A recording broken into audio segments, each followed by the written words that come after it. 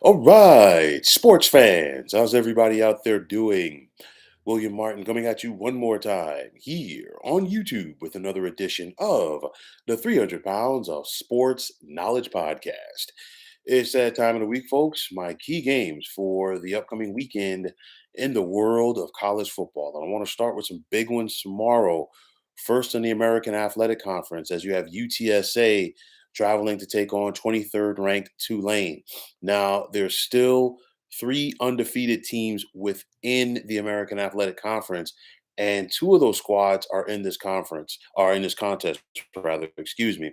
Now, for UTSA to pull off the upset on the road, they're going to need a solid game from quarterback Frank Harris, along with wide receiver Joshua Cephas, and defensively outside linebacker Trey Moore.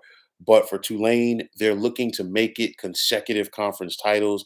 They are so difficult to deal with, especially at home. You got a veteran quarterback in Michael Pratt. You look at the youngster at running back in Makai Hughes, as well as linebacker Jesus Machado, and then Darius Hodges as well on this defensive line. UTSA has a good team, but again, Tulane is just too difficult to deal with at home. And because of that, I'm going to take the Green Wave 34-24. Now, tomorrow, a big one in the Mountain West is you got Air Force traveling to take on Boise State. And both of these clubs, they're tied for second in the Mountain West, and both of them still have designs on getting to the Mountain West championship game. For Air Force, they got to find a way to stop the bleeding. They've lost their last three contests, and this team is really reeling right now. With Air Force, you're going to get that triple option attack. What can running back Emmanuel Michelle do to spark this offense? Defensively, the Falcons are still solid with linebacker Alec Mock and defensive end PJ Ramsey. But on the flip side for Boise, this has not been their best season, but they still have an opportunity to win the Mountain West, and they're at home in this contest. I expect this game to be defined by the running attacks. I talked about Air Force, also Ashton Genty on the side of the Broncos, and then defensive end Ahmed Hassanein. What can he and this defense do? And they got to be patient, if you will, to try to slow down this Air Force triple option attack. I think that Boise will be too tough for the Falcons at home. And because of that, I'm going to take the Broncos by the score of 31-20. Now, the final civil war for the time being in Eugene is you got sixth ranked Oregon hosting the 16th ranked Beavers out of Oregon State. Oregon comes into this contest favored by 14, and for the Ducks, a win tomorrow would send them to Vegas next week for the Pac 12 championship game. You look at this Oregon team, and of course, there is so much talent there, especially on the offensive side of the football. Bo Nix at quarterback is playing like a Heisman candidate. You got Bucky Irvin carrying the ball, and then Troy Franklin as a wide receiver. For the Beavers, obviously, they're looking to play spoiler. Heartbreaking loss for them last Saturday night at home in the rain to Washington, and now you got to deal with another Pac 12 heavyweight. For Oregon State to go on the road and pull off the upset, DJU doesn't need to have a big game, but he can't turn the football over. Running back Damian Martinez, he's got to have a big game. And then this Beaver defense, led by Easton Mascarenas Arnold at linebacker, as well as Andrew Chatfield Jr., what can they do to slow down this potent Oregon attack? The Ducks are favored by 2 touchdowns. I think it's going to be a little bit closer than that. It's a rivalry game. It's the last civil war for the foreseeable future between these two in-state rivals. So when it's all said and done, you got to buckle up your chin straps and be ready to play. But I think Oregon will answer the bell tomorrow night. And we're going to take the Ducks at home by the score of 34-23. Now, moving ahead to Saturday, the big one of all big ones in the big house at Ann Arbor. You got the second-ranked Ohio State Buckeyes coming into town to take on the third-ranked Michigan Wolverines. And of course, both of these teams are undefeated. Plenty of college football playoff implications on this one. Excuse me. And when you're talking about the Wolverines and the Buckeyes, you know what?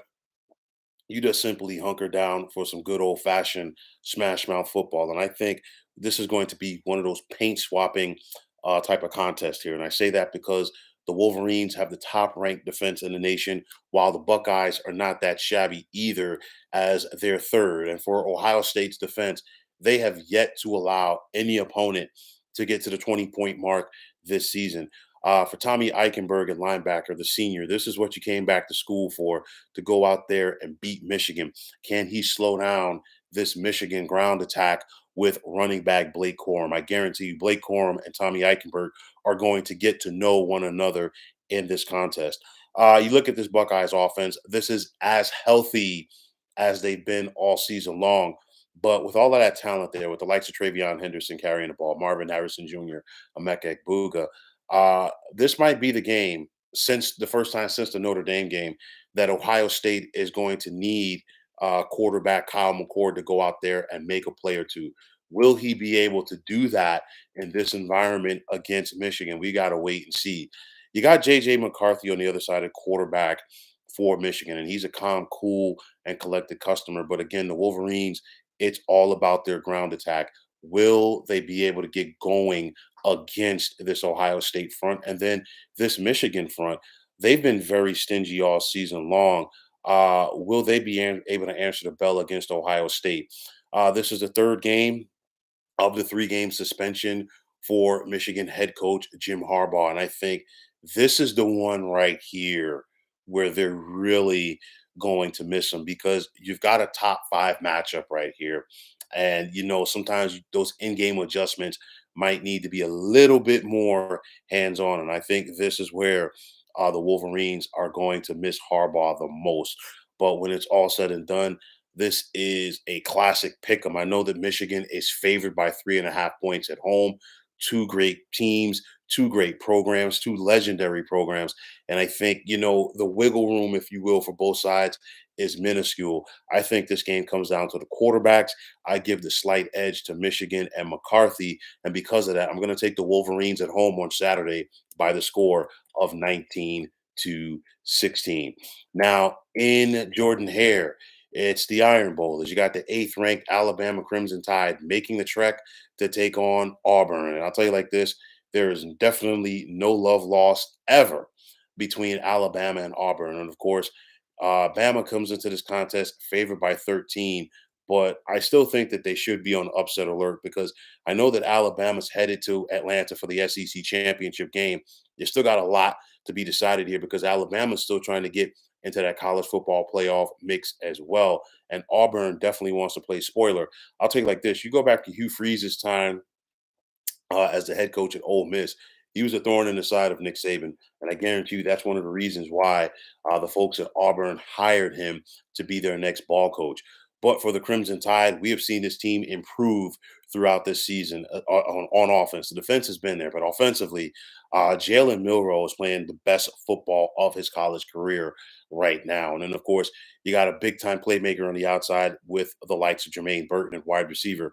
Defensively in the SEC, only Georgia is ranked higher than Alabama right now. And of course, this front seven for the Crimson Tide with the likes of Chris Braswell and Dallas Turner, they are tough to stop. And Auburn's going to have their hands full. Quarterback Peyton Thorne has to be clean in this one for the Tigers if they're going to be able to pull off the upset. Jarquez Hunter at running back needs to have a big game, as will linebacker Eugene Asante.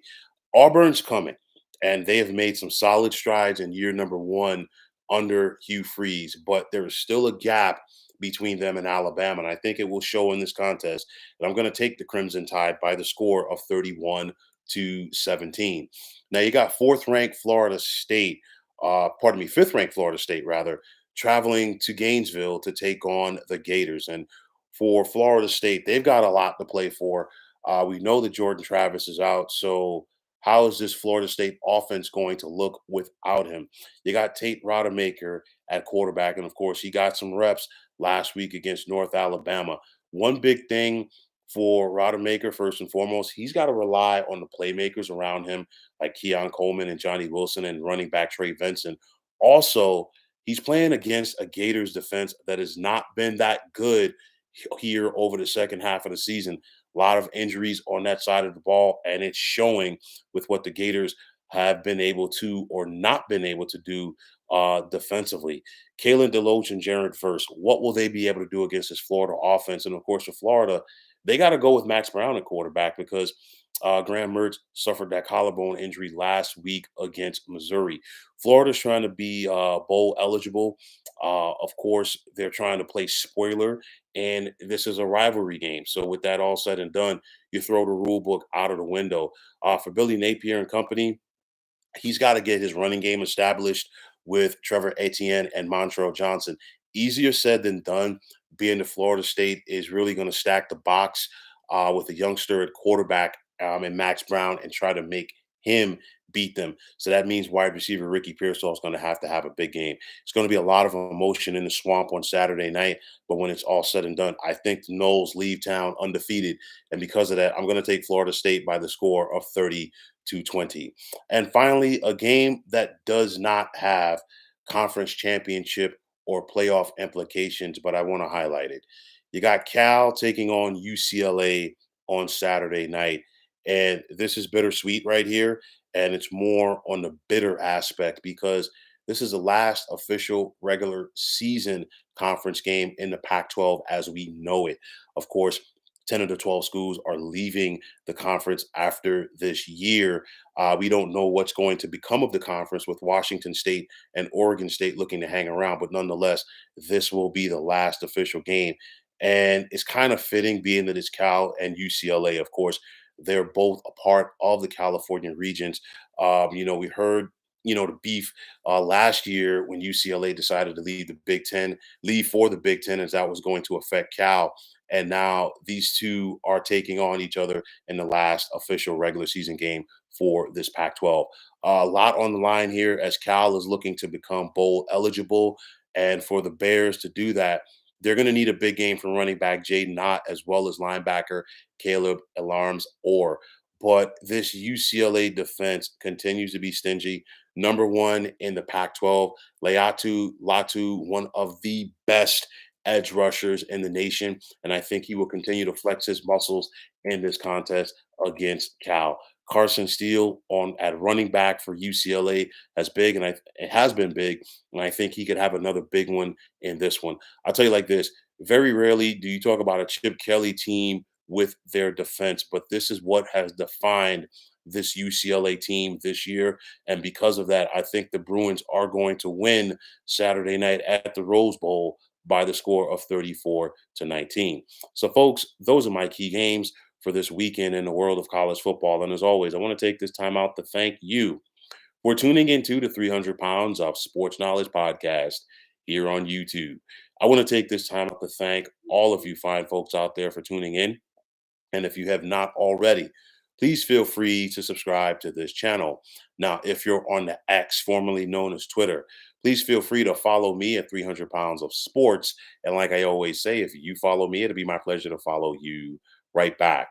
There's also the sports discussion group on Facebook at the Sports Depot 365. Now you can check it out, drop a line, and be a part of one of the better sports debating sites going on social media. So, once again, fine folks, my name is William Martin, and I am signing off.